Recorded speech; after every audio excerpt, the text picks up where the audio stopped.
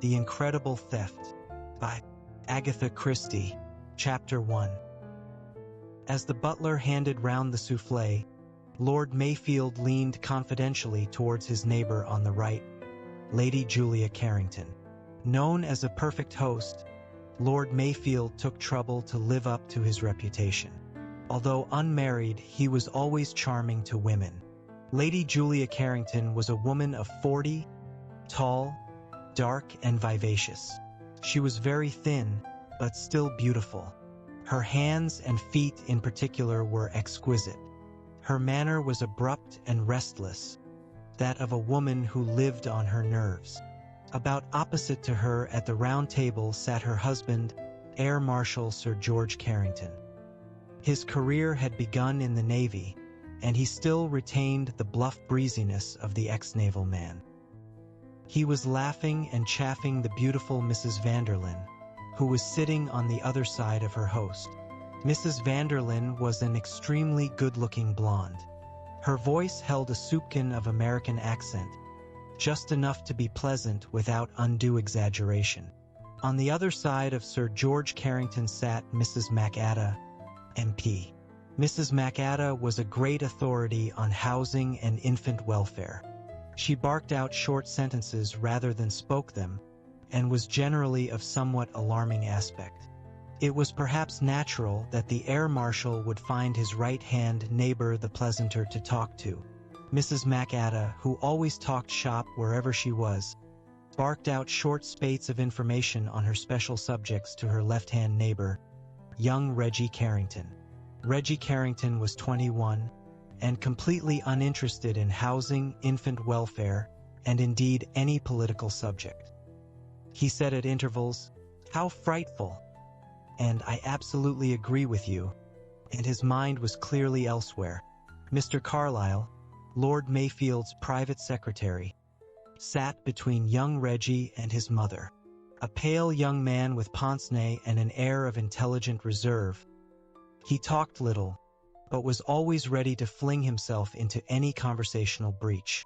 Noticing that Reggie Carrington was struggling with a yawn, he leaned forward and adroitly asked Mrs. MacAda a question about her fitness for children's scheme.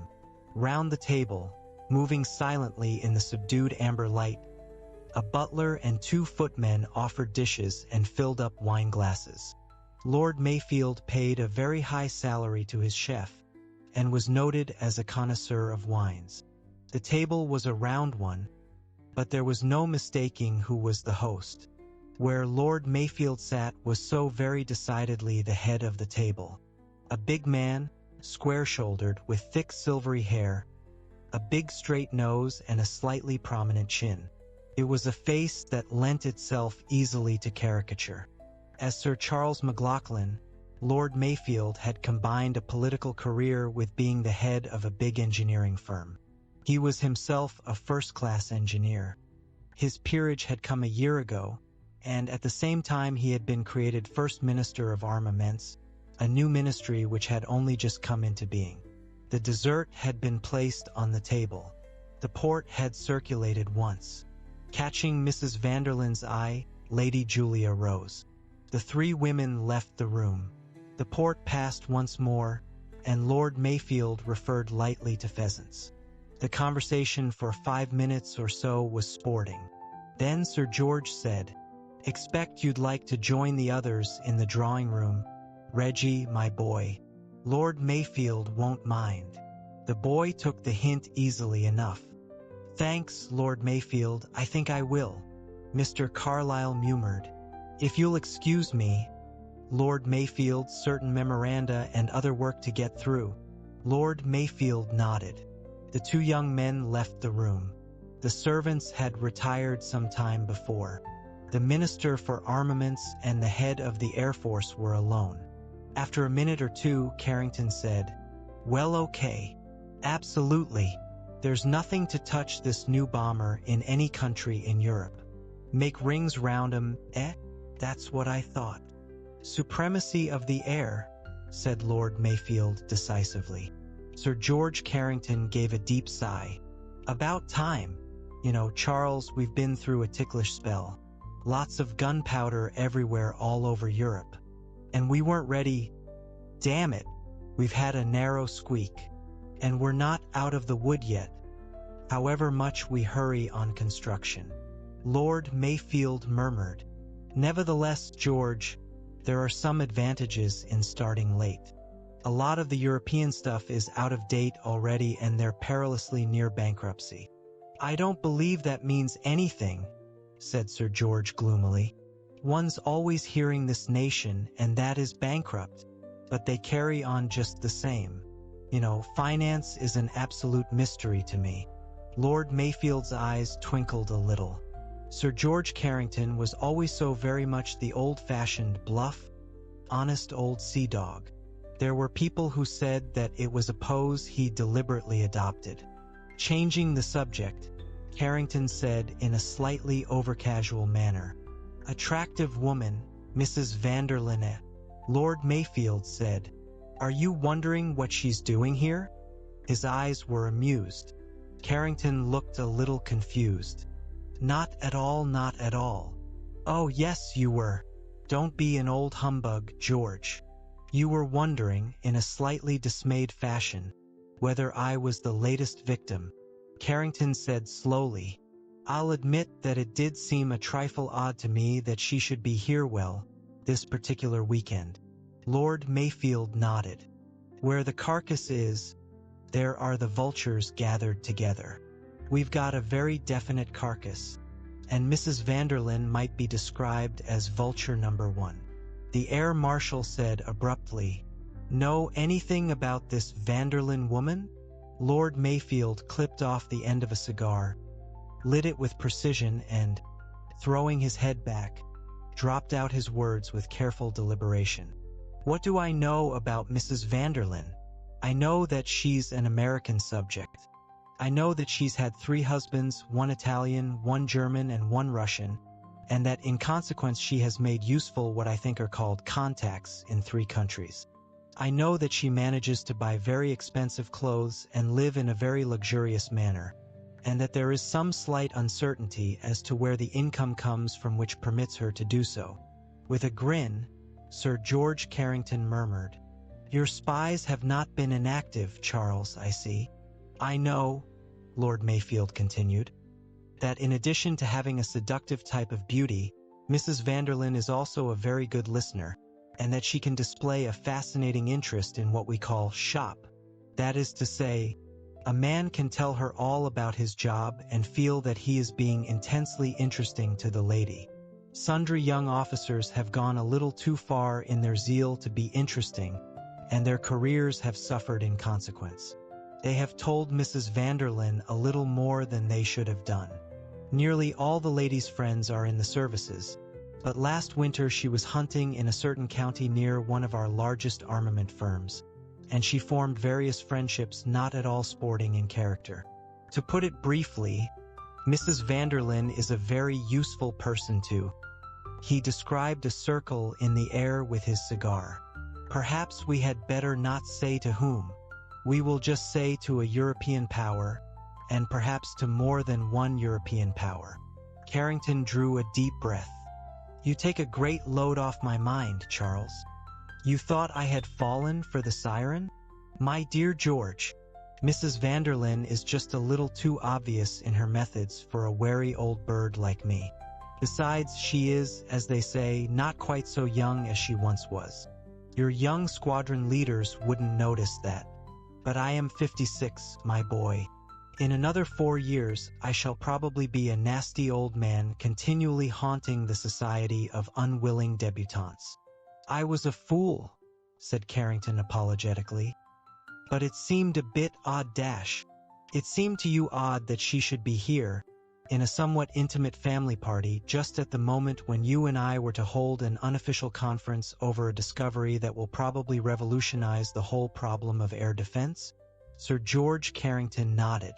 Lord Mayfield said, smiling, "That's exactly it. That's the bait." "The bait? You see, George, to use the language of the movies, we've nothing actually on the woman. And we want something. She's got away with rather more than she should in the past. But she's been careful, damnably careful. We know what she's been up to, but we've got no definite proof of it. We've got to tempt her with something big. Something big being the specification of the new bomber? Exactly. It's got to be something big enough to induce her to take a risk to come out into the open. And then we've got her. Sir George grunted. Oh, well, he said. I dare say it's all right. But suppose she won't take the risk. That would be a pity, said Lord Mayfield. Then he added, but I think she will. He rose. Shall we join the ladies in the drawing room? We mustn't deprive your wife of her bridge. Sir George grunted. Julia's a damn sight too fond of her bridge. Drops a packet over it. She can't afford to play as high as she does, and I've told her so. The trouble is, Julia's a born gambler. Coming round the table to join his host, he said, well, I hope your plan comes off, Charles. Chapter 2. In the drawing room, conversation had flagged more than once. Mrs. Vanderlyn was usually at a disadvantage when left alone with members of her own sex. That charming, sympathetic manner of hers, so much appreciated by members of the male sex, did not for some reason or other commend itself to women. Lady Julia was a woman whose manners were either very good or very bad. On this occasion she disliked Mrs. Vanderlyn, and was bored by Mrs. MacAda, and made no secret of her feelings. Conversation languished, and might have ceased altogether but for the latter. Mrs. MacAda was a woman of great earnestness of purpose. Mrs. Vanderlyn she dismissed immediately as a useless and parasitic type. Lady Julia she tried to interest in a forthcoming charity entertainment which she was organizing. Lady Julia answered vaguely, stifled a yawn or two, and retired into her own inner preoccupation. Why didn't Charles and George come? How tiresome men were. Her comments became even more perfunctory as she became absorbed in her own thoughts and worries.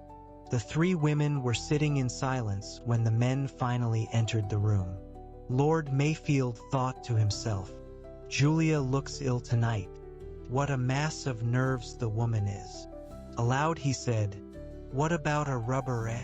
Lady Julia brightened at once. Bridge was as the breath of life to her. Reggie Carrington entered the room at that minute, and a four was arranged. Lady Julia, Mrs. Vanderlyn, Sir George, and young Reggie sat down to the card table. Lord Mayfield devoted himself to the task of entertaining Mrs. MacAda. When two rubbers had been played, Sir George looked ostentatiously at the clock on the mantelpiece. Hardly worth while beginning another, he remarked. His wife looked annoyed. It's only 11:15. A short one. They never are, my dear, said Sir George good-temperedly. Anyway, Charles and I have some work to do. Mrs. Vanderlyn murmured. How important that sounds. I suppose you clever men who are at the top of things never get a real rest. No 48-hour week for us, said Sir George. Mrs. Vanderlyn murmured. You know, I feel rather ashamed of myself as a raw American, but I do get so thrilled at meeting people who control the destinies of a country. I expect that seems a very crude point of view to you, Sir George. My dear Mrs. Vanderlyn, I should never think of you as crude or raw. He smiled into her eyes. There was, perhaps, a hint of irony in the voice which she did not miss. Adroitly she turned to Reggie, smiling sweetly into his eyes. I'm sorry we're not continuing our partnership. That was a frightfully clever no-trump call of yours. Flushed and pleased, Reggie mumbled. Bit of a fluke that it came off. Oh no, it was really a clever bit of deduction on your part. You deduced from the bidding exactly where the cards must be, and you played accordingly. I thought it was brilliant. Lady Julia rose abruptly. The woman lays it on with a palette knife, she thought disgustedly. Then her eyes softened as they rested on her son. He believed it all. How pathetically young and pleased he looked. How incredibly naive he was. No wonder he got into scrapes. He was too trusting. The truth of it was he had too sweet a nature. George didn't understand him in the least. Men were so unsympathetic in their judgments. They forgot that they had even been young themselves. George was much too harsh with Reggie. Mrs. MacAda had risen. Good nights were said. The three women went out of the room. Lord Mayfield helped himself to a drink after giving one to Sir George. Then he looked up as Mr. Carlyle appeared at the door. "Get out the files and all the papers, will you, Carlyle? Including the plans and the prints. The air marshal and I will be along shortly. We'll just take a turn outside first." George?" It stopped raining. Mr. Carlyle, turning to depart, murmured an apology as he almost collided with Mrs. Vanderlyn. She drifted towards them, murmuring, "My book? I was reading it before dinner." Reggie sprang forward and held up a book. "Is this it? On the sofa?" "Oh yes, thank you so much." She smiled sweetly, said good night again and went out of the room. Sir George had opened one of the French windows. "Beautiful night now," he announced. "Good idea of yours to take a turn." Reggie said, "Well, good night, sir. I'll be toddling off to bed." "Good night, my boy," said Lord Mayfield. Reggie picked up a detective story which he had begun earlier in the evening and left the room. Lord Mayfield and Sir George stepped out upon the terrace. It was a beautiful night, with a clear sky studded with stars. Sir George drew a deep breath. "Phew, that woman uses a lot of scent," he remarked. Lord Mayfield laughed. "Anyway, it's not cheap scent. One of the most expensive brands on the market, I should say." Sir George gave a grimace. "I suppose one should be thankful for that." "You should, indeed. I think a woman smothered in cheap scent is one of the greatest abominations known to mankind." Sir George glanced up at the sky. "Extraordinary the way it's cleared. I heard the rain beating down when we were at dinner." The two men strolled gently along the terrace. The terrace ran the whole length of the house. Below it the ground sloped gently away, permitting a magnificent view over the Sussex Weald. Sir George lit a cigar. "About this metal alloy dash," he began. The talk became technical. As they approached the far end of the terrace for the fifth time, Lord Mayfield said with a sigh, "Oh, well, I suppose we'd better get down to it." "Yes, good bit of work to get through." The two men turned, and Lord Mayfield uttered a surprised ejaculation. "Hallo! See that?" "See what?" asked Sir George. "Thought I saw someone slip across the terrace from my study window." "Nonsense, old boy. I didn't see anything." "Well, I did, or I thought I did. Your eyes are playing tricks on you. I was looking straight down the terrace, and I'd have seen anything there was to be seen. There's precious little I don't see, even if I do have to hold a newspaper at arm's length." Lord Mayfield chuckled. "I can put one over on you there, George. I read easily without glasses. But you can't always distinguish the fellow on the other side of the house. Or is that eyeglass of yours sheer intimidation?" Laughing, the two men entered Lord Mayfield's study, the French window of which was open. Mr. Carlyle was busy arranging some papers in a file by the safe. He looked up as they entered. "Ha! Carlyle, everything ready?" "Yes, Lord Mayfield. All the papers are on your desk." The desk in question was a big, important-looking writing table of mahogany set across a corner by the window. Lord Mayfield went over to it and began sorting through the various documents laid out. "Lovely night now," said Sir George. Mr. Carlyle agreed. "Yes, indeed. Remarkable the way it's cleared up after the rain." Putting away his file, Mr. Carlyle asked, "Will you want me any more tonight, Lord Mayfield?" "No, I don't think so, Carlyle. I'll put all these away myself. We shall probably be late." You'd better turn in. Thank you. Good night, Lord Mayfield. Good night, Sir George. Good night, Carlyle. As the secretary was about to leave the room, Lord Mayfield said sharply, "Just a minute, Carlyle. You've forgotten the most important of the lot." "I beg your pardon, Lord Mayfield. The actual plans of the bomber, man." The secretary stared. "They're right on the top, sir. They're nothing of the sort. But I've just put them there. Look for yourself, man." With a bewildered expression, the young man came forward and joined Lord Mayfield at the desk. Somewhat impatiently, the minister indicated the pile of papers. Carlyle sorted through them, his expression of bewilderment growing. "You see, they're not there," the secretary stammered. But it's incredible. I laid them there not 3 minutes ago." Lord Mayfield said good-humoredly, "You must have made a mistake. They must be still in the safe." "I don't see how I know I put them there." Lord Mayfield brushed past him to the open safe. Sir George joined them. A very few minutes sufficed to show that the plans of the bomber were not there. Dazed and unbelieving, the three men returned to the desk and once more turned over the papers. "My God!" said Mayfield. "They're gone!" Mr. Carlyle cried. "But it's impossible."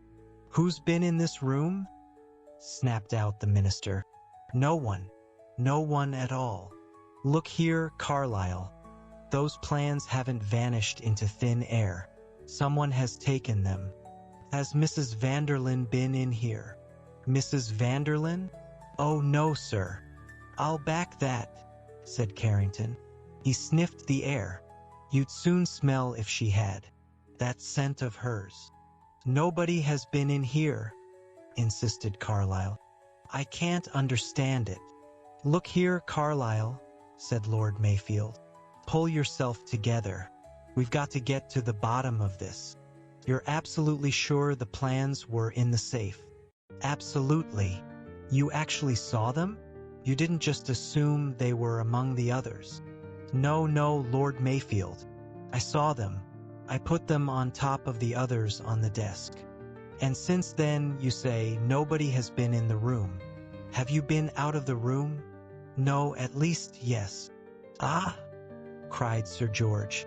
"Now we're getting at it." Lord Mayfield said sharply, "What on earth dash," when Carlyle interrupted.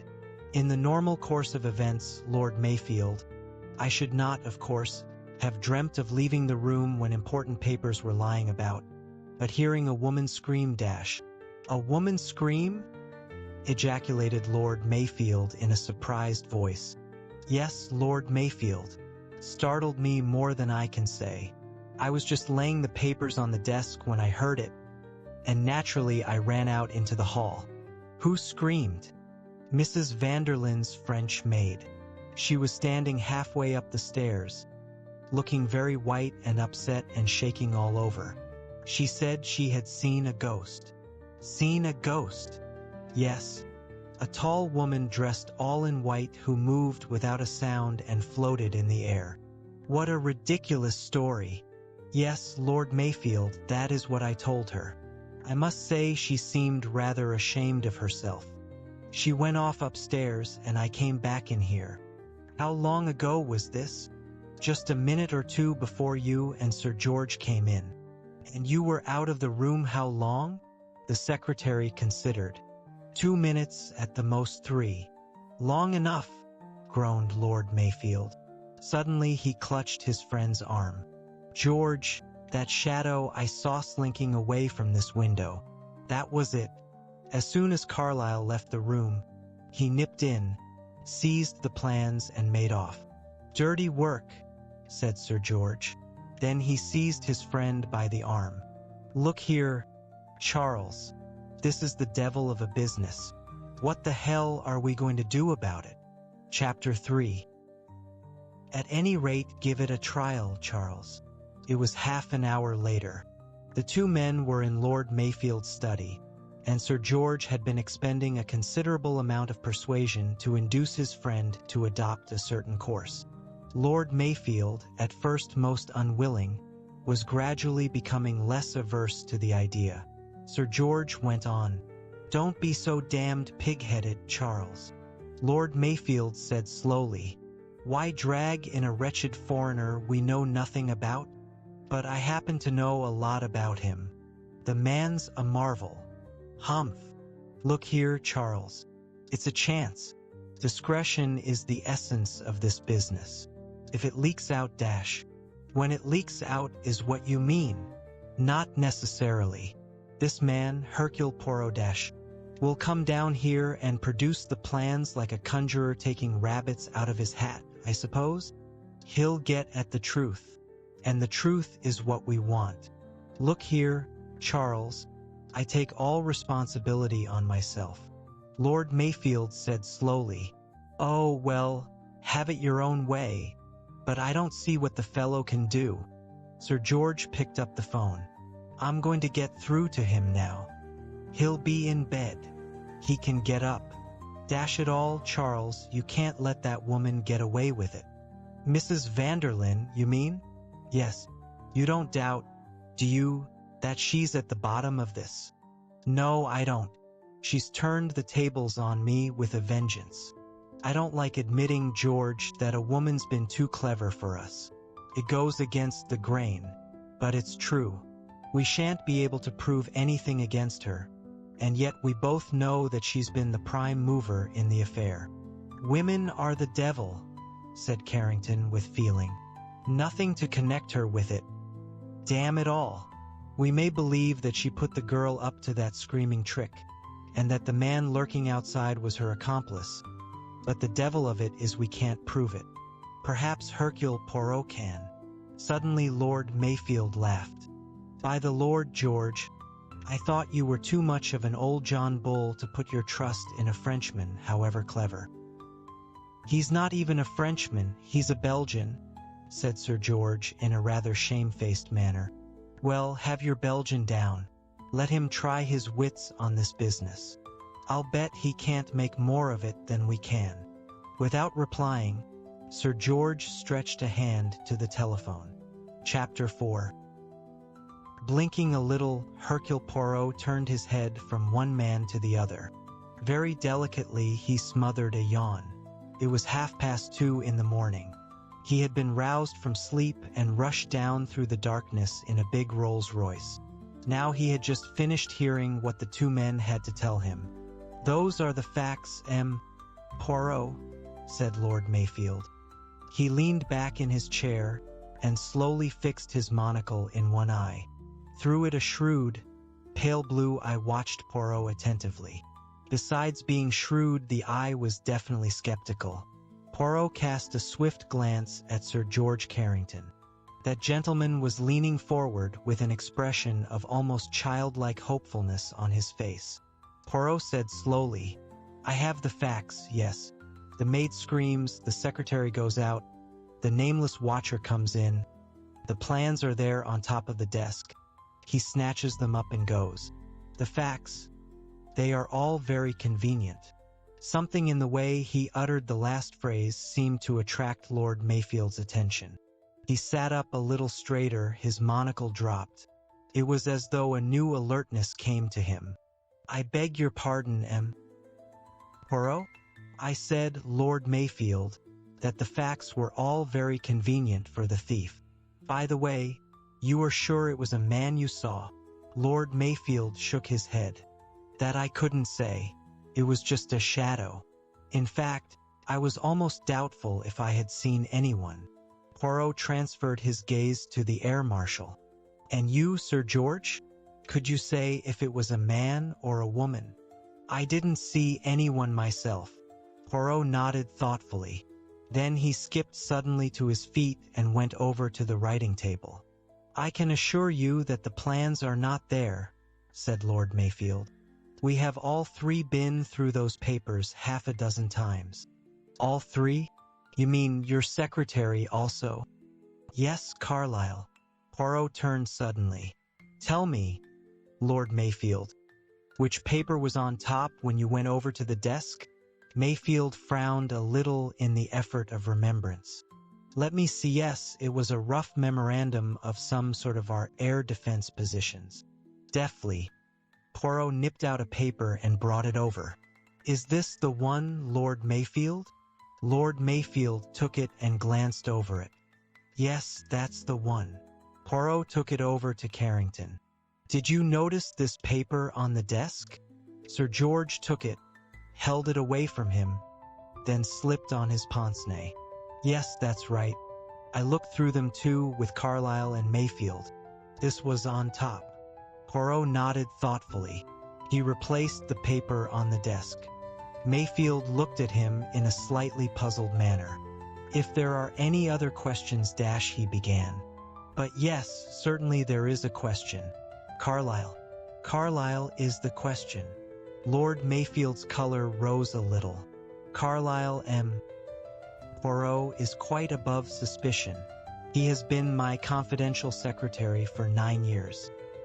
He has access to all my private papers, and I may point out to you that he could have made a copy of the plans and a tracing of the specifications quite easily without anyone being the wiser. I appreciate your point, said Poirot. If he had been guilty, there would be no need for him to stage a clumsy robbery. In any case, said Lord Mayfield, I am sure of Carlyle. I will guarantee him. Carlyle, said Carrington gruffly, is all right. Poirot spread out his hands gracefully. And this Mrs. Vanderlyn, she is all wrong? She's a wrong and all right, said Sir George. Lord Mayfield said in more measured tones, I think, Poirot, that there can be no doubt of Mrs. Vanderlyn's well activities. The Foreign Office can give you more precious data as to that. And the maid, you take it, is in with her mistress? Not a doubt of it, said Sir George. It seems to me a plausible assumption, said Lord Mayfield more cautiously. There was a pause. Poirot sighed, and absent-mindedly rearranged 1 or 2 articles on a table at his right hand. Then he said, I take it that these papers represented money? That is, the stolen papers would be definitely worth a large sum in cash. If presented in a certain quarter, yes. Such as? Sir George mentioned the names of 2 European powers. Poirot nodded. That fact would be known to anyone, I take it? Mrs. Vanderlyn would know it all right. I said to anyone? I suppose so, yes. Anyone with a minimum of intelligence would appreciate the cash value of the plans? Yes. But Poirot. Lord Mayfield was looking rather uncomfortable. Poirot held up a hand. I do what you call explore all the avenues. Suddenly he rose again, stepped nimbly out of the window, and with a flashlight examined the edge of the grass at the farther side of the terrace. The 2 men watched him. He came in again, sat down, and said, Tell me, Lord Mayfield, this malefactor, this skulker in the shadows, you do not have him pursued? Lord Mayfield shrugged his shoulders. At the bottom of the garden he could make his way out to a main road. If he had a car waiting there, he would soon be out of reach. But there are the police, the AA scouts. Sir George interrupted. You forget, Poirot. We cannot risk publicity. If it were to get out that these plans had been stolen, the result would be extremely unfavorable to the party. Ah, yes, said Poirot. One must remember la politique. The great discretion must be observed. You send instead for me. Ah well, perhaps it is simpler. You are hopeful of success, Poirot? Lord Mayfield sounded a trifle incredulous. The little man shrugged his shoulders. Why not? One has only to reason to reflect. He paused a moment and then said, I would like now to speak to Mr. Carlyle. Certainly. Lord Mayfield rose. I asked him to wait up. He will be somewhere at hand. He went out of the room. Poirot looked at Sir George. Eh bien, he said. What about this man on the terrace? My dear M. Poirot, don't ask me. I didn't see him, and I can't describe him. Poirot leaned forward. So you have already said.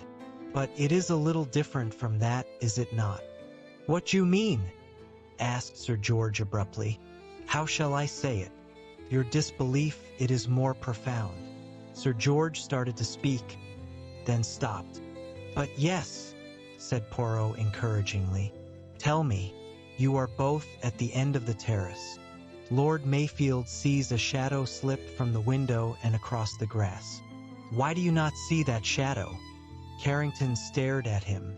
You've hit it, M. Poirot. I've been worrying about that ever since. You see, I'd swear that no one did leave this window. Though Mayfield had imagined it branch of a tree waving, something of that kind. And then when we came in here and found there had been a robbery, it seemed as though Mayfield must have been right and I'd been wrong. And yet, Poirot smiled. And yet you still in your heart of hearts believe in the evidence, the negative evidence of your own eyes? You're right, M.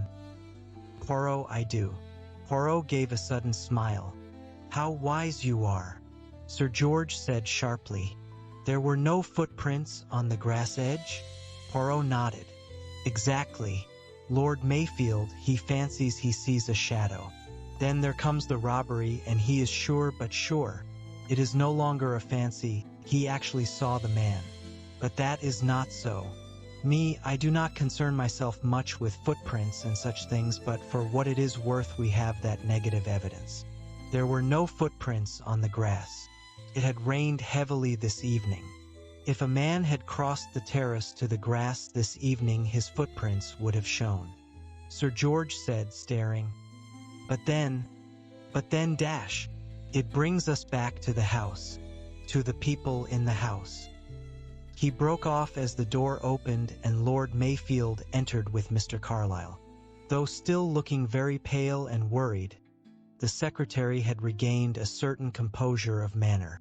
Adjusting his pince-nez, he sat down and looked at Poirot inquiringly. How long had you been in this room when you heard the scream, monsieur? Carlyle considered. Between 5 and 10 minutes, I should say. And before that there had been no disturbance of any kind? No. I understand that the house party had been in one room for the greater part of the evening. Yes, the drawing room. Poirot consulted his notebook. Sir George Carrington and his wife, Mrs. MacAda, Mrs. Vanderlyn, Mr. Reggie Carrington, Lord Mayfield and yourself. Is that right? I myself was not in the drawing room. I was working here the greater part of the evening. Poirot turned to Lord Mayfield. Who went up to bed first? Lady Julia Carrington, I think. As a matter of fact, the three ladies went out together. And then Mr. Carlyle came in and I told him to get out the papers as Sir George and I would be along in a minute. It was then that you decided to take a turn on the terrace? It was. Was anything said in Mrs. Vanderlyn's hearing as to your working in the study? The matter was mentioned, yes. But she was not in the room when you instructed Mr. Carlyle to get out the papers? No. Excuse me, Lord Mayfield, said Carlyle. Just after you had said that, I collided with her in the doorway. She had come back for a book. So you think she might have overheard? I think it quite possible, yes. She came back for a book, mused Poirot. Did you find her book? Lord Mayfield? Yes. Reggie gave it to her. Ah, yes, it is what you call the old gasp, no, pardon, the old wheeze that to come back for a book. It is often useful. You think it was deliberate? Poirot shrugged his shoulders. And after that, you two gentlemen go out on the terrace. And Mrs. Vanderlyn, she went off with her book. And the young M. Reggie, he went to bed also. Yes. And Mr. Carlyle, he comes here and sometime between 5 and 10 minutes later, he heard a scream. Continue, M. Carlyle. You heard a scream and you went out into the hall. Perhaps it would be simplest if you reproduced exactly your actions. Mr. Carlyle got up a little awkwardly. "Here I scream," said Poirot helpfully. He opened his mouth and emitted a shrill bleat. Lord Mayfield turned his head away to hide a smile, and Mr. Carlyle looked extremely uncomfortable. "Allez, forward, march!" cried Poirot. "It is your cue that I give you there." Mr. Carlyle walked stiffly to the door, opened it, and went out. Poirot followed him. The other two came behind. "The door. Did you close it after you or leave it open?" "I can't really remember. I think I must have left it open." "No matter. Proceed." Still with extreme stiffness, Mr. Carlyle walked to the bottom of the staircase and stood there looking up. Poirot said, "The maid, you say, was on the stairs. Whereabouts?" "About halfway up. And she was looking upset." "Definitely so." "Eh bien, I am the maid." Poirot ran nimbly up the stairs. "About here. A step or two higher. Like this." Poirot struck an attitude. "Well, not quite like that." "How then?" "Well, she had her hands to her head." "Ah, her hands to her head. That is very interesting." "Like this." Poirot raised his arms. His hands rested on his head just above each ear. "Yes, that's it." "Aha! And tell me, Carlyle, she was a pretty girl, yes." "Really? I didn't notice." Carlyle's voice was repressive. "Aha, you did not notice? But you are a young man. Does not a young man notice when a girl is pretty?" "Really, Poirot, I can only repeat that I did not do so." Carlyle cast an agonized glance at his employer. Sir George Carrington gave a sudden chuckle. "Poirot seems determined to make you out a gay dog, Carlyle," he remarked. "I always notice when a girl is pretty," announced Poirot as he descended the stairs. The silence with which Mr. Carlyle greeted this remark was somewhat pointed. Poirot went on. "And it was then she told this tale of having seen a ghost?" "Yes." "Did you believe the story?" "Well, hardly, Poirot. I do not mean, do you believe in ghosts? I mean, did it strike you that the girl herself really thought she had seen something?" "Oh, as to that, I couldn't say. She was certainly breathing fast and seemed upset." "You did not see or hear anything of her mistress?" "Yes, as a matter of fact I did. She came out of her room in the gallery above and called, 'Leonie!' And then the girl ran up to her and I went back to the study. Whilst you were standing at the foot of the stairs here, could anyone have entered the study by the door you had left open?" Carlyle shook his head. "Not without passing me. The study door is at the end of the passage, as you see." Poirot nodded thoughtfully. Mr. Carlyle went on in his careful, precise voice. "I may say that I am very thankful that Lord Mayfield actually saw the thief leaving the window. Otherwise I myself should be in a very unpleasant position." "Nonsense, my dear Carlyle," broke in Lord Mayfield impatiently. "No suspicion could possibly attach to you." "It is very kind of you to say so, Lord Mayfield, but facts are facts, and I can quite see that it looks badly for me. In any case, I hope that my belongings and myself may be searched." "Nonsense, my dear fellow," said Mayfield. Poirot murmured, "You are serious in wishing that?" "I should infinitely prefer it." Poirot looked at him thoughtfully for a minute or two and murmured, "I see." Then he asked, "Where is Mrs. Vanderlyn's room situated in regard to the study?" "It is directly over it." "With a window looking out over the terrace?" "Yes." Again Poirot nodded. Then he said, "Let us go to the drawing room." Here he wandered round the room, examined the fastenings of the windows, glanced at the scorers on the bridge table, and then finally addressed Lord Mayfield. "This affair," he said, "is more complicated than it appears, but one thing is quite certain. The stolen plans have not left this house. Lord Mayfield stared at him. But, my dear M. Poirot, the man I saw leaving the study dash. There was no man. But I saw him dash. With the greatest respect, Lord Mayfield, you imagined you saw him. The shadow cast by the branch of a tree deceived you. The fact that a robbery occurred naturally seemed a proof that what you had imagined was true. Really, M. Poirot, the evidence of my own eyes dash. Back my eyes against yours any day, old boy, put in Sir George. You must permit me, Lord Mayfield, to be very definite on that point. No one crossed the terrace to the grass. Looking very pale and speaking stiffly, Mr. Carlyle said, "In that case, if M.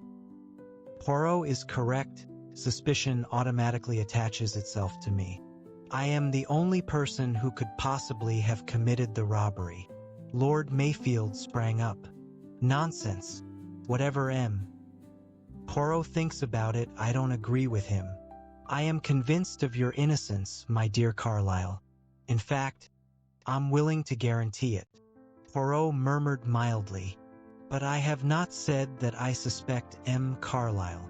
Carlyle answered, "No, but you've made it perfectly clear that no one else had a chance to commit the robbery." Du tout. "But I have told you nobody passed me in the hall to get to the study door." "I agree. But someone might have come in through the study window."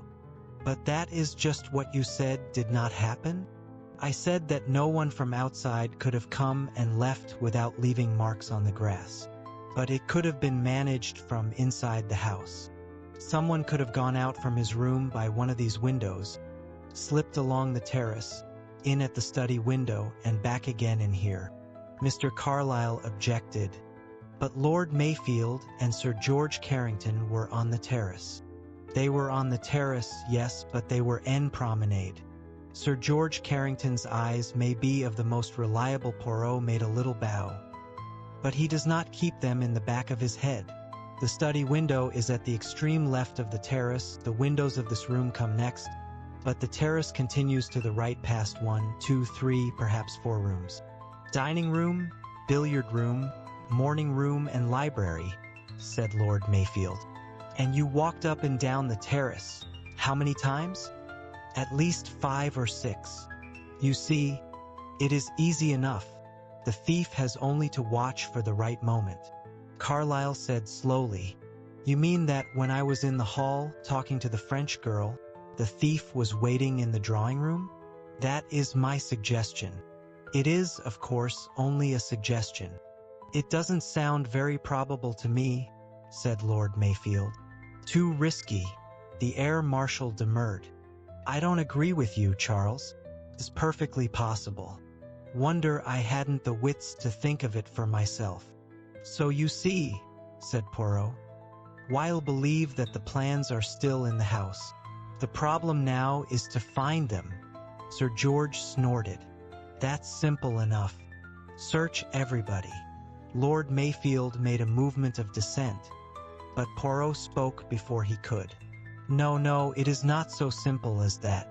The person who took those plans will anticipate that a search will be made and will make quite sure that they are not found amongst his or her belongings. They will have been hidden in neutral ground. Do you suggest that we've got to go playing hide and seek all over the Bally House? Poirot smiled. No, we need not be so crude as that. We can arrive at the hiding place, or alternatively at the identify of the guilty person, by reflection. That will simplify matters. In the morning, I would like an interview with every person in the house. It would, I think, be unwise to seek those interviews now. Lord Mayfield nodded. Cause too much comment, he said. If we dragged everybody out of their beds at 3 in the morning. In any case, you'll have to proceed with a good deal of camouflage, M. Poirot. This matter has got to be kept dark. Poirot waved an airy hand. Leave it to Hercule Poirot. The lies I invent are always most delicate and most convincing. Tomorrow, then, I conduct my investigations. But tonight, I should like to begin by interviewing you, Sir George, and you, Lord Mayfield." He bowed to them both. "You mean alone?" "That was my meaning." Lord Mayfield raised his eyes slightly. Then he said, "Certainly. I'll leave you alone with Sir George.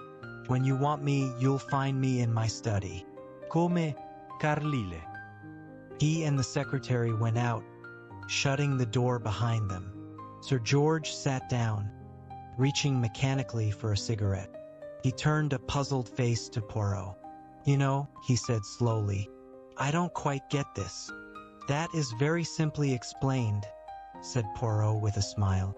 "In 2 words, to be accurate. Mrs. Vanderlyn." "Oh," said Carrington. "I think I see.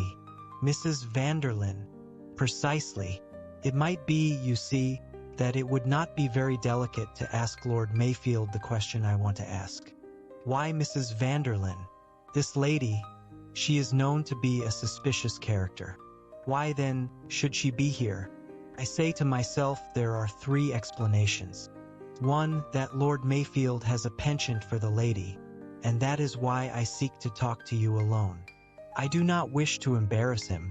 2, that Mrs. Vanderlyn is perhaps the dear friend of someone else in the house." "You can count me out," said Sir George with a grin. "Then, if neither of those cases is true, the question returns in redoubled force. Why Mrs. Vanderlyn? And it seems to me I perceive a shadowy answer. There was a reason. Her presence at this particular juncture was definitely desired by Lord Mayfield for a special reason. Am I right?"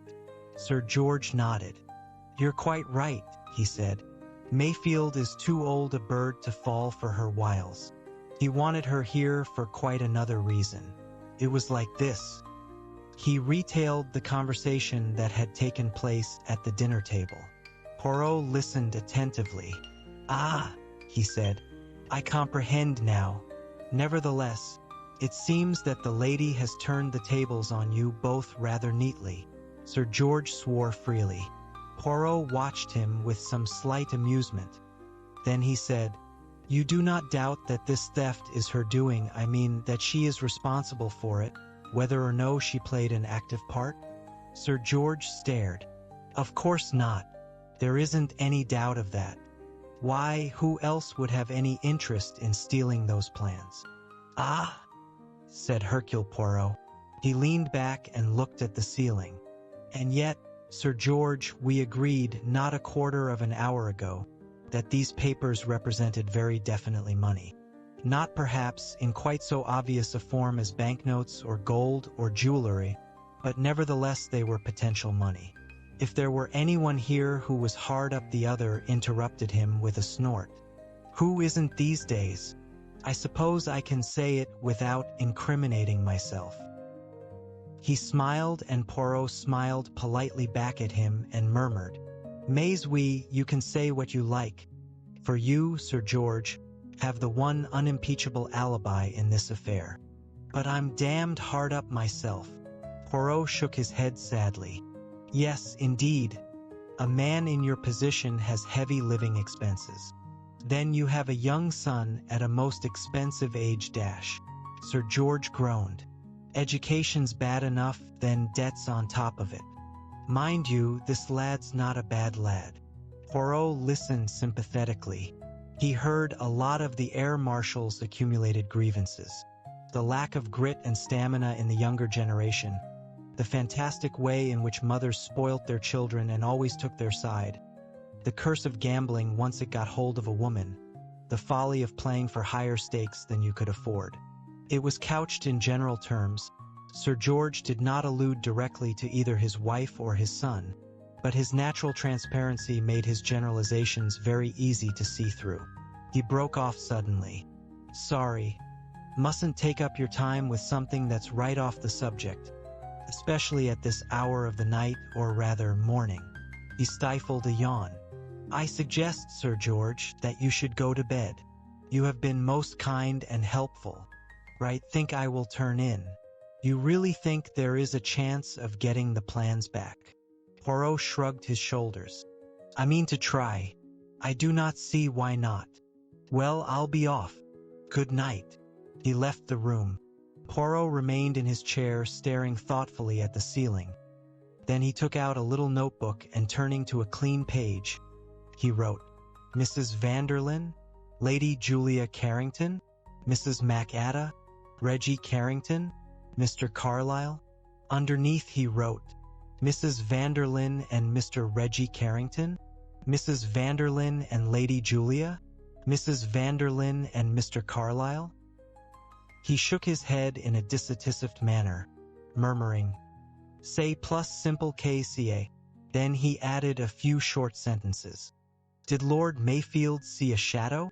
If not, why did he say he did? Did Sir George see anything? He was positive he had seen nothing after I examined Flowerbed. Note: Lord Mayfield is nearsighted, can read without glasses but has to use a monocle to look across a room. Sir George is long-sighted. Therefore, from the far end of the terrace, his sight is more to be depended upon than Lord Mayfield's. Yet Lord Mayfield is very positive that he did see something and is quite unshaken by his friend's denial. Can anyone be quite as above suspicion as Mr. Carlyle appears to be? Lord Mayfield is very emphatic as to his innocence. Too much so. Why? Because he secretly suspects him and is ashamed of his suspicions? Or because he definitely suspects some other person? That is to say, some person other than Mrs. Vanderlyn? He put the notebook away. Then, getting up, he went along to the study. Chapter 5. Lord Mayfield was seated at his desk when Poirot entered the study. He swung round, laid down his pen, and looked up inquiringly. Well, Poirot, had your interview with Carrington? Poirot smiled and sat down. Yes, Lord Mayfield. He cleared up a point that had puzzled me. What was that? The reason for Mrs. Vanderlyn's presence here. You comprehend, I thought it possible Mayfield was quick to realize the cause of Poirot's somewhat exaggerated embarrassment. You thought I had a weakness for the lady? Not at all. Far from it. Funnily enough, Carrington thought the same. Yes, he has told me of the conversation he held with you on the subject. Lord Mayfield looked rather rueful. My little scheme didn't come off. Always annoying to have to admit that a woman has got the better of you. Ah, but she has not got the better of you yet, Lord Mayfield. You think we may yet win? Well, I'm glad to hear you say so. I'd like to think it was true. He sighed. I feel I've acted like a complete fool, so pleased with my stratagem for entrapping the lady, Hercule Poirot said, as he lit one of his tiny cigarettes. What was your stratagem exactly, Lord Mayfield? Well, Lord Mayfield hesitated. I hadn't exactly got down to details. You didn't discuss it with anyone? No. Not even with Mr. Carlyle? No. Poirot smiled. You prefer to play a lone hand, Lord Mayfield. I have usually found it the best way, said the other a little grimly. Yes, you are wise. Trust no one. But you did mention the matter to Sir George Carrington. Simply because I realized that the dear fellow was seriously perturbed about me. Lord Mayfield smiled at the remembrance. He is an old friend of yours? Yes, I have known him for over 20 years. And his wife. I have known his wife also, of course. But, pardon me if I am impertinent, you are not on the same terms of intimacy with her? I don't really see what my personal relationships to people has to do with the matter in hand, Poirot. But I think, Lord Mayfield, that they may have a good deal to do with it. You agreed, did you not, that my theory of someone in the drawing room was a possible one? Yes. In fact, I agree with you that that is what must have happened. We will not say must. That is too self-confident a word. But if that theory of mine is true, who do you think the person in the drawing room could have been? Obviously Mrs. Vanderlyn. She had been back there once for a book. She could have come back for another book, or a handbag, or a dropped handkerchief, one of a dozen feminine excuses. She arranges with her maid to scream and get Carlyle away from the study. Then she slips in and out by the windows, as you said. You forget it could not have been Mrs. Vanderlyn. Carlyle heard her call the maid from upstairs while he was talking to the girl. Lord Mayfield bit his lip. True, I forgot that. He looked thoroughly annoyed. You see, said Poirot gently, we progress. We have first the simple explanation of a thief who comes from outside and makes off with the booty. A very convenient theory, as I said at the time, too convenient to be readily accepted. We have disposed of that. Then we come to the theory of the foreign agent, Mrs. Vanderlyn, and that again seems to fit together beautifully up to a certain point. But now it looks as though that, too, was too easy, too convenient to be accepted. You'd wash Mrs. Vanderlyn out of it altogether? It was not Mrs. Vanderlyn in the drawing room.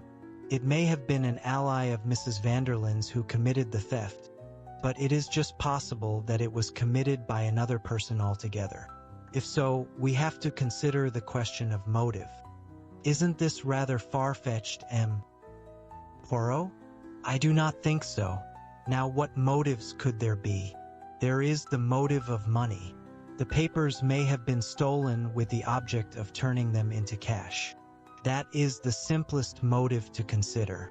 But the motive might possibly be something quite different, such as Poirot said slowly.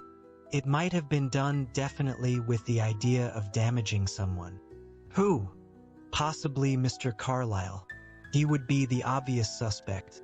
But there might be more to it than that. The men who control the destiny of a country, Lord Mayfield, are particularly vulnerable to displays of popular feeling. Meaning that the theft was aimed at damaging me? Poirot nodded. I think I am correct in saying, Lord Mayfield, that about 5 years ago you passed through a somewhat trying time. You were suspected of friendship with a European power at that time bitterly unpopular with the electorate of this country. Quite true, M. Poirot. A statesman in these days has a difficult task. He has to pursue the policy he deems advantageous to his country, but he has at the same time to recognize the force of popular feeling. Popular feeling is very often sentimental, muddle-headed, and eminently unsound, but it cannot be disregarded for all that. How well you express it. That is exactly the curse of a politician's life. He has to bow to the country's feeling, however dangerous and foolhardy he knows it to be. That was your dilemma, I think. There were rumors that you had concluded an agreement with the country in question. This country and the newspapers were up in arms about it. Fortunately, the Prime Minister was able categorically to deny the story, and you repudiated it, though still making no secret of the way your sympathies lay. All this is quite true, M. Poirot, but why rake up past history? Because I consider it possible that an enemy, disappointed in the way you surmounted that crisis, might endeavor to stage a further dilemma. You soon regained public confidence. Those particular circumstances have passed away. You are now, deservedly, one of the most popular figures in political life. You are spoken of freely as the next Prime Minister when Mr. Humberley retires. You think this is an attempt to discredit me? Nonsense. Tout de même, Lord Mayfield. It would not look well if it were known that the plans of Britain's new bomber had been stolen during a weekend when a certain very charming lady had been your guest. Little hints in the newspapers as to your relationship with that lady would create a feeling of distrust in you. Such a thing could not really be taken seriously. My dear Lord Mayfield, you know perfectly well it could. It takes so little to undermine public confidence in a man. Yes, that's true, said Lord Mayfield. He looked suddenly very worried. God, how desperately complicated this business is becoming. Do you really think, but it's impossible. You know of nobody who is jealous of you? Absurd. At any rate, you will admit that my questions about your personal relationships with the members of this house party are not totally irrelevant. Oh, perhaps. You asked me about Julia Carrington. There's really not very much to say. I've never taken to her very much, and I don't think she cares for me. She's one of these restless, nervy women, recklessly extravagant and mad about cards. She's old-fashioned enough, I think, to despise me as being a self-made man. Poirot said, I looked you up in Who's Who before I came down. You were the head of a famous engineering firm, and you are yourself a first-class engineer. There's certainly nothing I don't know about the practical side. I've worked my way up from the bottom. Lord Mayfield spoke rather grimly. Oh la la, cried Poirot. I have been a fool, but a fool. The other stared at him. I beg your pardon, M. Poirot? It is that a portion of the puzzle has become clear to me. Something I did not see before, but it all fits in. Yes, it fits in with beautiful precision. Lord Mayfield looked at him in somewhat astonished inquiry. But with a slight smile, Poirot shook his head. No, not now. I must arrange my ideas a little more clearly. He rose. Good night, Lord Mayfield. I think I know where those plans are. Lord Mayfield cried out. You know? Then let us get hold of them at once. Poirot shook his head. No, that would not do. Precipitancy would be fatal. But leave it all to Hercule Poirot. He went out of the room. Lord Mayfield raised his shoulders in contempt. Man's a mountebank, he muttered. Then, putting away his papers and turning out the lights, he, too, made his way up to bed. Chapter 6. If there's been a burglary, why the devil doesn't old Mayfield send for the police? Demanded Reggie Carrington. He pushed his chair slightly back from the breakfast table. He was the last down. His host, Mrs. MacAda, and Sir George had finished their breakfast some time before. His mother and Mrs. Vanderlyn were breakfasting in bed. Sir George, repeating his statement on the lines agreed upon between Lord Mayfield and Hercule Poirot, had a feeling that he was not managing it as well as he might have done. To send for a queer foreigner like this seems very odd to me, said Reggie. What has been taken, father? I don't know exactly, my boy. Reggie got up. He looked rather nervy and on edge this morning. Nothing important? No papers or anything like that? To tell you the truth, Reggie, I can't tell you exactly. Very hush-hush, is it? I see. Reggie ran up the stairs, paused for a moment halfway with a frown on his face, and then continued his ascent and tapped on his mother's door. Her voice bade him enter. Lady Julia was sitting up in bed, scribbling figures on the back of an envelope. Good morning, darling. She looked up, then said sharply, Reggie, is anything the matter? Nothing much. But it seems there was a burglary last night. A burglary? What was taken? Oh, I don't know. It's all very hush-hush. There's some odd kind of private inquiry agent downstairs asking everybody questions. How extraordinary. It's rather unpleasant, said Reggie slowly. Staying in a house when that kind of thing happens. What did happen exactly? Don't know. It was some time after we all went to bed. Look out, Mother, you'll have that tray off. He rescued the breakfast tray and carried it to a table by the window. Was money taken? I tell you I don't know. Lady Julia said slowly. I suppose this inquiry man is asking everybody questions? I suppose so. Where they were last night. All that kind of thing. Probably. Well, I can't tell him much. I went straight up to bed and was asleep in next to no time. Lady Julia did not answer. I say, Mother, I suppose you couldn't let me have a spot of cash. I'm absolutely broke. No, I couldn't, his mother replied decisively. I've got the most frightful overdraft myself. I don't know what your father will say when he hears about it. There was a tap at the door and Sir George entered. "Ah, there you are, Reggie. Will you go down to the library? Hercule Poirot wants to see you." Poirot had just concluded an interview with the redoubtable Mrs. MacAda. A few brief questions had elicited the information that Mrs. MacAda had gone up to bed just before 11, and had heard or seen nothing helpful. Poirot slid gently from the topic of the burglary to more personal matters.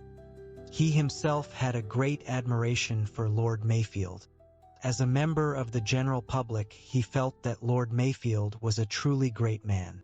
Of course, Mrs. MacAda, being in the know, would have a far better means of estimating that than himself. "Lord Mayfield has brains," allowed Mrs. MacAda, "and he has carved his career out entirely for himself. He owes nothing to hereditary influence. He has a certain lack of vision, perhaps. In that I find all men sadly alike. They lack the breadth of a woman's imagination. Woman Poirot is going to be the great force in government in 10 years' time." Poirot said that he was sure of it. He slid to the topic of Mrs. Vanderlyn. Was it true, as he had heard hinted, that she and Lord Mayfield were very close friends? "Not in the least. To tell you the truth, I was very surprised to meet her here. Very surprised indeed." Poirot invited Mrs. MacAda's opinion of Mrs. Vanderlyn and got it. One of those absolutely useless women, Poirot.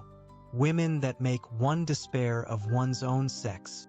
A parasite, first and last a parasite. Men admired her? Men! Mrs. MacAda spoke the word with contempt. Men are always taken in by those very obvious good looks. That boy, now young Reggie Carrington, flushing up every time she spoke to him, absurdly flattered by being taken notice of by her, and the silly way she flattered him too, praising his bridge, which actually was far from brilliant. He is not a good player? He made all sorts of mistakes last night. Lady Julia is a good player, is she not?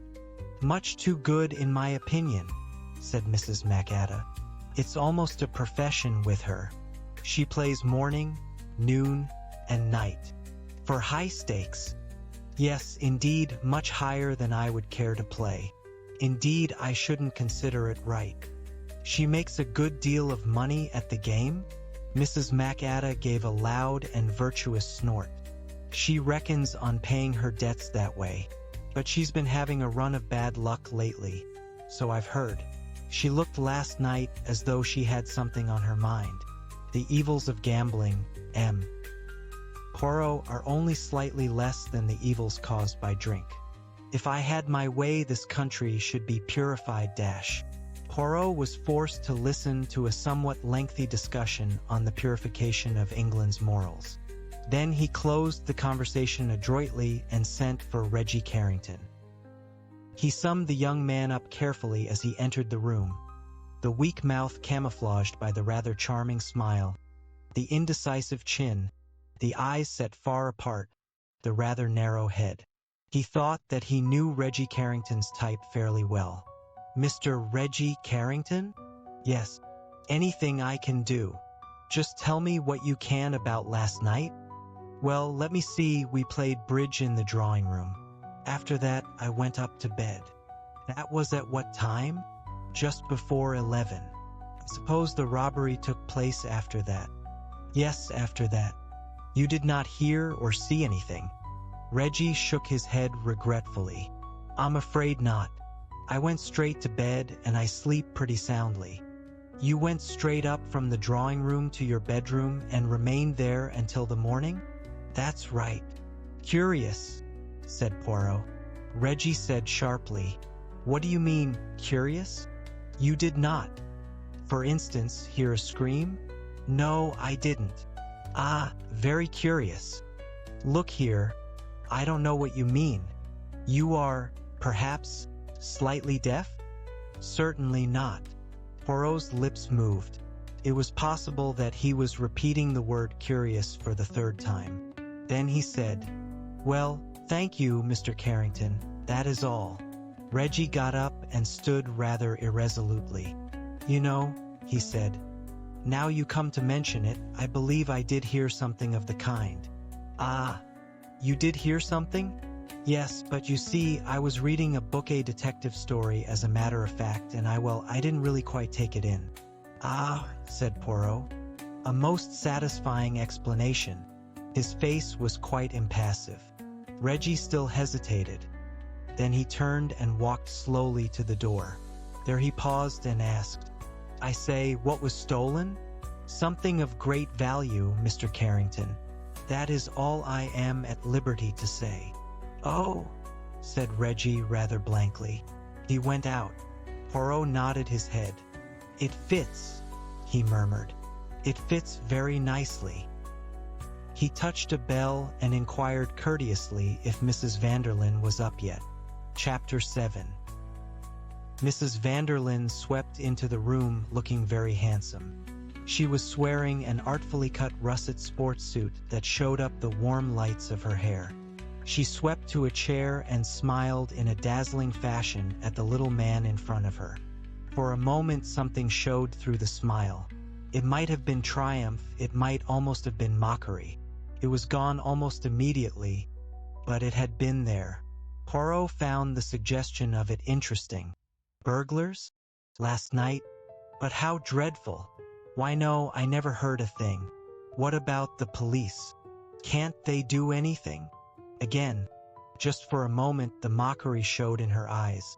Hercule Poirot thought, It is very clear that you are not afraid of the police, my lady. You know very well that they are not going to be called in. And from that followed what? He said soberly, You comprehend, madame. It is an affair of the most discreet. Why, naturally, Poirot, isn't it? I shouldn't dream of breathing a word. I'm much too great an admirer of dear Lord Mayfield's to do anything to cause him the least little bit of worry. She crossed her knees. A highly polished slipper of brown leather dangled on the tip of her silk-shod foot. She smiled, a warm, compelling smile of perfect health and deep satisfaction. Do tell me if there's anything at all I can do? I thank you, madam. You played bridge in the drawing room last night. Yes. I understand that then all the ladies went up to bed? That is right. But someone came back to fetch a book. That was you, was it not, Mrs. Vanderlyn? I was the first one to come back, yes. What do you mean the first one? Said Poirot sharply. I came back right away, explained Mrs. Vanderlyn. Then I went up and rang for my maid. She was a long time in coming. I rang again. Then I went out on the landing. I heard her voice and I called her. After she had brushed my hair, I sent her away. She was in a nervous, upset state and tangled the brush in my hair once or twice. It was then, just as I sent her away, that I saw Lady Julia coming up the stairs. She told me she had been down again for a book, too. Curious, wasn't it? Mrs. Vanderlyn smiled as she finished, a wide, rather feline smile. Hercule Poirot thought to himself that Mrs. Vanderlyn did not like Lady Julia Carrington. As you say, madam. Tell me, did you hear your maid scream? Why, yes, I did hear something of that kind. Did you ask her about it? Yes. She told me she thought she had seen a floating figure in white. Such nonsense. What was Lady Julia wearing last night? Oh, you think perhaps, yes, I see. She was wearing a white evening dress. Of course, that explains it. She must have caught sight of her in the darkness just as a white figure. These girls are so superstitious. Your maid has been with you a long time, madam? Oh, no. Mrs. Vanderlyn opened her eyes rather wide. Only about 5 months. I should like to see her presently, if you do not mind, madam. Mrs. Vanderlyn raised her eyebrows. Oh, certainly, she said rather coldly. I should like, you understand, to question her. Oh, yes. Again a flicker of amusement. Poirot rose and bowed. Madam, he said, You have my complete admiration." Mrs. Vanderlyn for once seemed a trifle taken aback. "Oh, Poirot, how nice of you, but why? You are, madam, so perfectly armored, so completely sure of yourself." Mrs. Vanderlyn laughed a little uncertainly. "Now I wonder," she said, "if I am to take that as a compliment?" Poirot said, "It is, perhaps, a warning not to treat life with arrogance." Mrs. Vanderlyn laughed with more assurance. She got up and held out a hand. "Dear Poirot, I do wish you all success. Thank you for all the charming things you have said to me." She went out. Poirot murmured to himself, "You wish me success, do you? Ah, but you are very sure I am not going to meet with success." "Yes, you are very sure indeed." "That, it annoys me very much." With a certain petulance, he pulled the bell and asked that Mademoiselle Leonie might be sent to him. His eyes roamed over her appreciatively as she stood hesitating in the doorway, demure in her black dress with her neatly parted black waves of hair and her modestly dropped eyelids. He nodded slow approval. "Come in, Mademoiselle Leonie," he said. "Do not be afraid." She came in and stood demurely before him. "Do you know," said Poirot with a sudden change of tone, "that I find you very good to look at?" Leonie responded promptly. She flashed him a glance out of the corner of her eyes and murmured softly, "Monsieur is very kind." "Figure to yourself," said Poirot. "I demand of Carlyle whether you are or not good-looking, and he replies that he does not know." Leonie cocked her chin up contemptuously. "That image, that describes him very well. I do not believe he has ever looked at a girl in his life, that one. Probably not. Pity. He has missed a lot. But there are others in this house who are more appreciative. Is it not so?" "Really? I do not know what monsieur means." "Oh, yes, Mademoiselle Leonie, you know very well. A pretty history that you recount last night about a ghost that you have seen. As soon as I hear that you are standing there with your hands to your head, I know very well that there is no question of ghosts.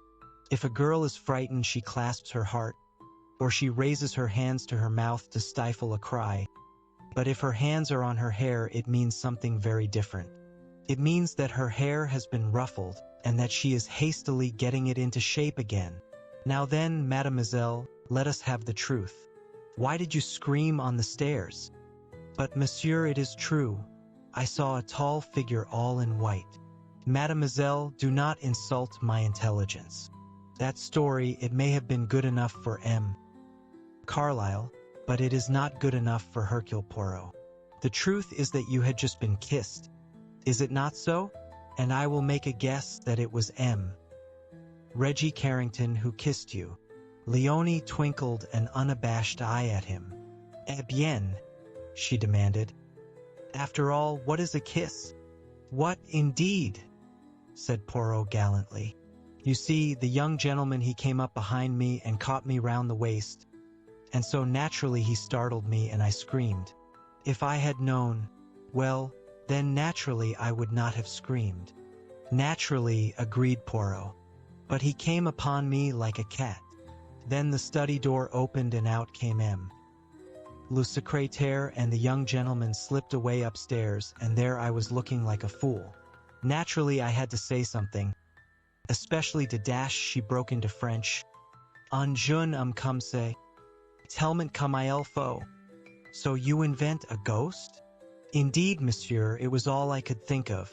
A tall figure all in white that floated. It is ridiculous, but what else could I do? Nothing. So now all is explained. I had my suspicions from the first."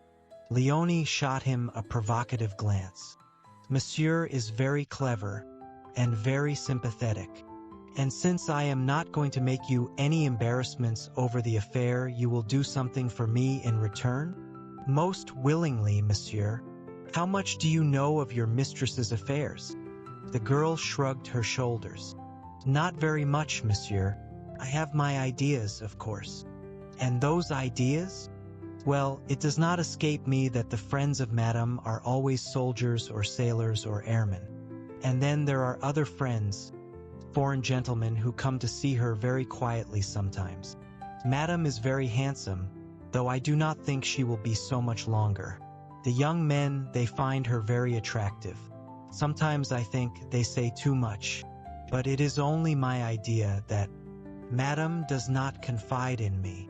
What you would have me to understand is that Madame plays a lone hand? That is right, monsieur. In other words, you cannot help me. I fear not, monsieur. I would do if I could. Tell me, your mistress is in a good mood today? Decidedly, monsieur. Something has happened to please her? She has been in good spirits ever since she came here. Well, Leonie, you should know. The girl answered confidently. Yes, monsieur. I could not be mistaken there. I know all Madame's moods. She is in high spirits. Positively triumphant? That is exactly the word, monsieur. Poirot nodded gloomily. I find that a little hard to bear, yet I perceive that it is inevitable. Thank you, mademoiselle, that is all. Leonie threw him a coquettish glance. Thank you, monsieur. If I meet monsieur on the stairs, be well assured that I shall not scream. My child, said Poirot with dignity, I am of advanced years. What have I to do with such frivolities? But with a little twitter of laughter, Leonie took herself off. Poirot paced slowly up and down the room. His face became grave and anxious. And now, he said at last, for Lady Julia. What will she say, I wonder? Lady Julia came into the room with a quiet air of assurance. She bent her head graciously, accepted the chair that Poirot drew forward, and spoke in a low, well-bred voice. Lord Mayfield says that you wish to ask me some questions. Yes, madam. It is about last night. About last night, yes? What happened after you had finished your game of bridge? My husband thought it was too late to begin another. I went up to bed. And then I went to sleep. That is all. Yes, I'm afraid I can't tell you anything of much interest. When did this, she hesitated, burglary occur? Very soon after you went upstairs. I see.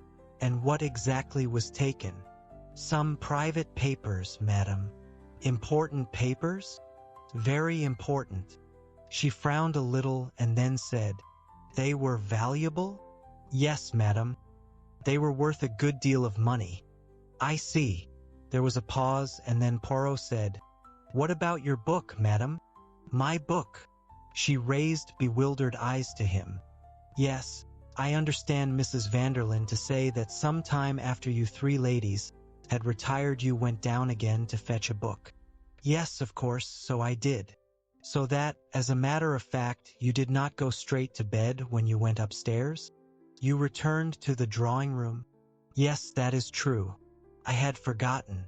While you were in the drawing room, did you hear someone scream? No, yes, I don't think so. Surely, madam, you could not have failed to hear it in the drawing room. Lady Julia flung her head back and said firmly, I heard nothing. Poirot raised his eyebrows, but did not reply. The silence grew uncomfortable. Lady Julia asked abruptly, What is being done? Being done? I do not understand you, madam. I mean about the robbery. Surely the police must be doing something. Poirot shook his head. The police have not been called in. I am in charge. She stared at him, her restless, haggard face sharpened and tense. Her eyes, dark and searching, sought to pierce his impassivity. They fell at last defeated. You cannot tell me what is being done? I can only assure you, madam, that I am leaving no stone unturned. To catch the thief, or to recover the papers? The recovery of the papers is the main thing, madam. Her manner changed. It became bored, listless. Yes, she said indifferently. I suppose it is. There was another pause. Is there anything else, Poirot? No, madame. I will not detain you further. Thank you. He opened the door for her. She passed out without glancing at him. Poirot went back to the fireplace and carefully rearranged the ornaments on the mantelpiece. He was still at it when Lord Mayfield came in through the window. "Well?" said the latter. "Very well, I think. Events are shaping themselves as they should," Lord Mayfield said, staring at him. "You are pleased." "No, I am not pleased, but I am content. Really am. Poirot, I cannot make you out. I am not such a charlatan as you think. I never said dash. No, but you thought. No matter. I am not offended. It is sometimes necessary for me to adopt a certain pose." Lord Mayfield looked at him doubtfully with a certain amount of distrust. Hercule Poirot was a man he did not understand. He wanted to despise him, but something warned him that this ridiculous little man was not so futile as he appeared. Charles McLaughlin had always been able to recognize capability when he saw it. "Well," he said, "we are in your hands. What do you advise next? Can you get rid of your guests? I think it might be arranged. I could explain that I have to go to London over this affair. They will then probably offer to leave." "Very good. Try and arrange it like that." Lord Mayfield hesitated. "You don't think dash?" "I am quite sure that that would be the wise course to take." Lord Mayfield shrugged his shoulders. "Well, if you say so." He went out. Chapter 8. The guests left after lunch. Mrs. Vanderlyn and Mrs. Agatha went by train. The Carringtons had their car. Poirot was standing in the hall as Mrs. Vanderlyn bade her host a charming farewell. "So terribly sorry for you having this bother and anxiety. I do hope it will turn out all right for you. I shan't breathe a word of anything." She pressed his hand and went out to where the Rolls was waiting to take her to the station. Mrs. Agatha was already inside.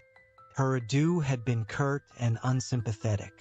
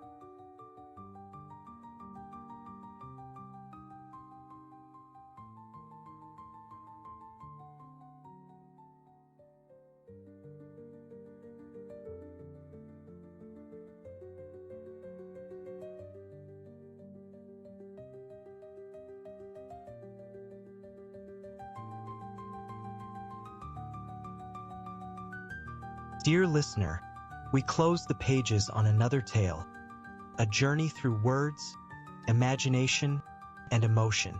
Here at the Falls Audiobook, where stories flow like a river's current, carrying you to distant worlds and uncharted depths. We thank you for joining us.